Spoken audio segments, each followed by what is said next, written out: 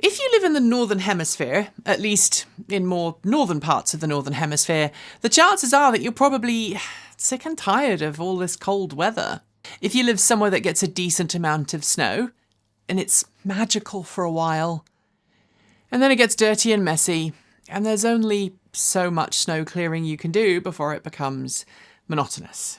And if you live somewhere that doesn't get a lot of snow, but where winter is months of damp, cold winds and dark nights, you're probably jonesing for some long summer evenings, the swooping of swallows, and maybe a lovely, lazy Sunday afternoon with a village green, a good book, and the sound of leather on willow in the distance.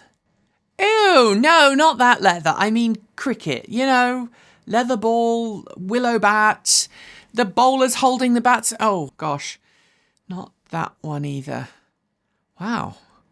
Cricket really is a game of innuendo, isn't it?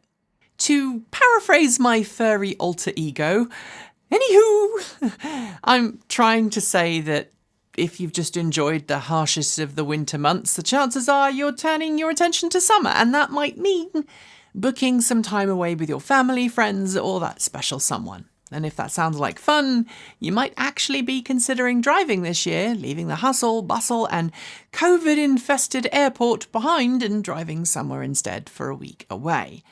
If you're an EV driver, though, that adds an extra level of complexity to your summer holidays because while it is now pretty easy to get charging en route thanks to an expansion of charging stations along major routes in many parts of the world, finding charging at your holiday destination isn't always as easy. And nobody wants to spend their holiday time finding public charging infrastructure when you could be charging at your holiday hotel, Airbnb, or campsite while you sleep. While that might sound easy though, it's not always the case, and as I'm about to explain, sometimes you need a little help to find the perfect place for you and your EV.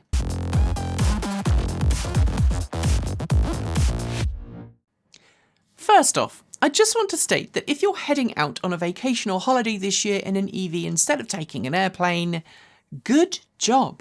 While organisations like the Airports Council International and the European Regions Airlines Association might publish fun puff studies claiming that the benefits of substituting other forms of transport for short-haul flights are, quote, limited, unquote.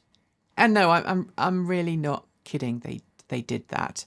A study published earlier this month from the Universitat Oberta de Catalunya says that replacing short-haul flights with other methods of transportation could reduce carbon emissions of those trips by between 2.7 and 22%.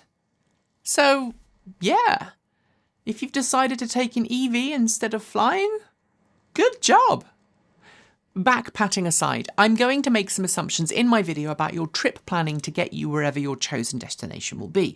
The first one is that you are already familiar with your local charging networks, know how to plan a trip with a few charging stops along the way, and you understand the difference between different charging types and speeds. If you are not familiar with that, we have made several videos on road tripping and planning routes, so be sure to check them out. I'll link to them below.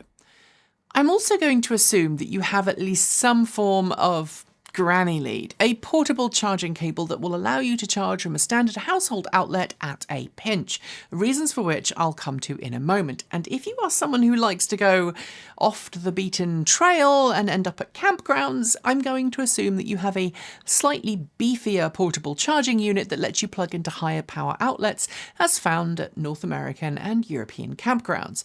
And while these may not be required for daily trips around town, having something like that for a longer distance trip can be invaluable, so check out our recent charging station reviews for models we like to use. Again, link below.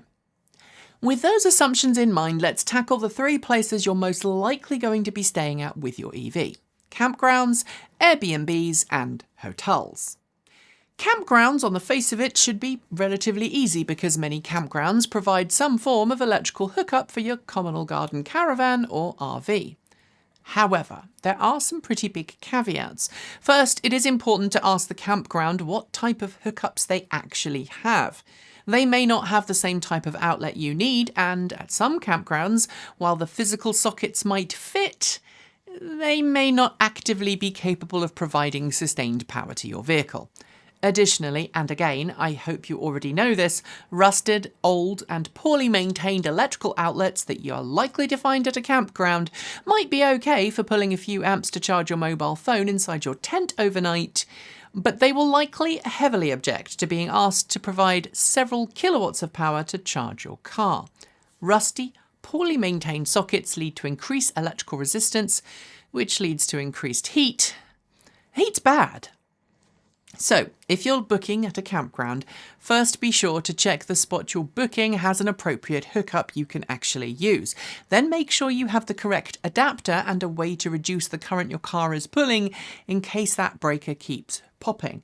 Ask the operator of the campground if the outlets are shared or not, because sometimes you'll also find multiple outlets sharing a single main circuit, something that is both dangerous and bound to leave you with a bad charging experience.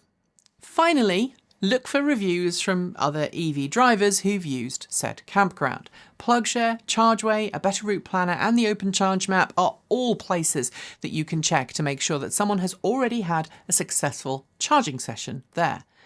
Of course, if your prospective campground is nearby a local city with fast chargers, or you plan on parking for a week and just letting the car trickle charge from a household outlet, there's a lot less worry. But if you're going to be in the middle of nowhere and you plan on making a few hour-long trips throughout your stay to interesting places, you need to know that the campground is good for the power you need. Next, Airbnbs. And when I say Airbnbs, I actually mean any peer-to-peer accommodation service where you're paying someone else to stay in their home. There are two different trains of thought here. Some people like to check in advance to see if the host has EV charging on site, while others prefer a more surreptitious route that revolves around looking around for a suitable, handy household outlet. Some websites allow you to specify EV charging as a must-have when looking for a place to stay, while others encourage hosts to state specifically if they have EV charging available. Of course, most homes on places like Airbnb with a garage that give you the whole house to yourself will likely have a basic household outlet in the garage, but just like those campgrounds, don't assume that an inviting household outlet is either reliable or easy to use. As we've covered before on the channel, poorly wired or old outlets can lead to a host of issues for everyone wanting to use them to charge an EV. And if you're staying in an older home with either a garage you can park in or a driveway with a convenient outdoor rated socket nearby, it never hurts to visually inspect before plugging in. While I am on the subject of peer-to-peer accommodation, read the listing and the rules associated with it before committing to staying there. Homes where there are limits placed on exactly what you can do and maybe what things you can and can't use in the home are usually listings operated by people who may have a big problem with you charging your EV in the garage, even if there's no technical reason you shouldn't. Listings with high ratings and less restrictive rules, i.e. homes that say things like, please treat this like your own home, are more likely to be chill with the idea that you're going to need to plug in. This is especially true if you ask ahead of time, but be warned. Asking also opens you up to the host deciding they'd like to charge you more for your stay, or refusing your stay, or deciding after your visit that charging wasn't okay after all, and they want you to pay more money. I prefer the if in doubt ask approach, and frankly, I've always had a good experience. I tend to offer specific money for charging, only to be turned down when the host realises, when I explain, how little electricity the car will actually use. That said, though, I know that Kate Walton-Elliott had a host point-blank refuse to let her charge, despite originally saying it was cool, so your mileage may vary. If you meet resistance, just don't be a dick about it. Remember, while you are a paying guest, the host also wants to make sure they protect their home and aren't liable for any damage that your vehicle causes or their house causes to your car. And don't go throwing technical jargon about with the host. They may not know what a NEMA 14-50 is, and if you want to be that specific about plug types, either ask them to provide photos of outlets they have or provide photos of the type of outlets to them that you're looking to use. Which brings me to the last one, hotels. Luckily, Recent years have seen more and more large hotel chains come on board with some kind of charging provision for EV owners, and many more smaller hotel operators are also jumping on the bandwagon. Like peer-to-peer lodging, many hotels now let you filter by charging station availability, and it never hurts to call up the hotel to see if they have charging stations on site. However, you shouldn't always expect to get a firm answer from anyone on the front desk, especially at larger hotels with a large number of staff.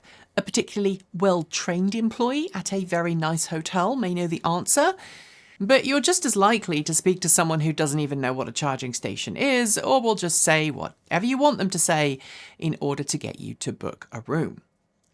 Moreover, larger hotel chains have become frustratingly difficult to talk with on the phone, with calls getting routed to a central phone handling service or a call centre rather than the front desk of the hotel you actually want to stay at.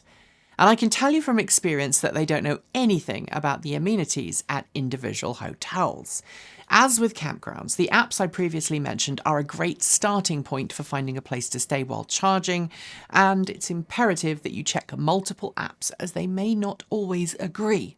Look for issues with charging stations, check for idle fees, and make sure that there's not a heavy parking charge leveraged on top of the price to charge. I've seen both. The two biggies I've run into with hotels, both large and small, are reliability and cost to fill. I've pulled in with a few electrons left in the battery to find a broken charging station, an iced charging station, and a charging station which clearly hadn't worked for a few millennia. Oh, and also just don't assume that a brand new hotel is going to have reliable charging. Last year, on our way to Fully Charge Live with 2 EVs in the team, we booked into a 3-month-old hotel with 6 level 2 charging stations out front. Only one worked at a very reduced rate, and the others were either turned off, didn't authenticate, or apparently had been vandalised. In my experience, smaller hotels are more likely to know the specifics of their charging stations, but again, using those apps before booking should help avoid disappointment on the day, and it never hurts to try and call ahead the day before you arrive or on the day of your arrival to ask to speak to the front desk to check if that charging station is functional and available. Finally, if you are doing a holiday trip in your EV, try to plan a route that lets you add a little charge somewhere before you arrive. Having enough power in your car's battery pack to backtrack to a fast charger, even if it is in the wrong direction, is far preferable to having to call a tow truck, which I've also had to do. And there you have it, our tips for booking EV-friendly places to stay when you're taking your summer hols. And if you have any success stories or horror stories and tips to make sure others don't make the same mistake, be sure to leave those below as well. And on that note, we are done with today's video, and if you want to know more about that classic Mac behind me, stick around until after the credits. If you like the video, you know what to do, and feel free to tip us with a super thanks. The comments are open for your thoughts, as is our Discord chat room, link below, and if you want more, subscribe, hit the bell, and follow the links to support us with a YouTube membership or a Patreon subscription. You'll also find links to our Ko-fi, Bitcoin, and Swag store, and check us out on Mastodon, because we have our own server and it's very cool. Scrolling on my right is the list of amazing charged up supporters, and shout outs go out to our self-driving tier supporters: Mike Weeder, Tony Moss, Linda Irish, Sean Tucker, Patrick Boyarsky, Paul Nelson, Chris Maxwell, Brian Newton, Michael Goad, Bennett Elder, Andrew Martin, Pedro Mora Pinheiro, Brophy Wolf, Chris and Michael Johnson, Tasla in the Gong, Dan Blair, Peter Dillinger, Gordon C, Stephen O'Donoghue, Carl Hodgson, Anthony Coates, Regine Fellows, Denny Hyde, Chris Centaur, and Jim Burness. Finally, out of this world thanks to our top tier supporters: Robert Flannery, CPU Freak 101, Andrew Glenn, Anonymous Freak, JP Fagerback, Joe Bresney, John Lyons, Rory Litwin, Kevin Burrowbridge, Dave Kitchen, Aaron Hahn, Laura Reynolds, Marcel Ward, Matthew Drobnak, Paul Conway, Reggie Watts, Will Graylin, and Ian. I'll be back soon with another great video, as will the rest of the team, but until then, enjoy the rest of your day and keep evolving. So if you missed our video from the start of the week, this is my 2006 MacBook Pro 1,1. It is, I think, the oldest Intel Mac I have, and I don't own very many Intel Macs, other than the ones we use in the studio, which I don't class as vintage Macs, obviously. This is one of, I think, 3 vintage Macs we have, so that are powered by an Intel chip. So this is the first one.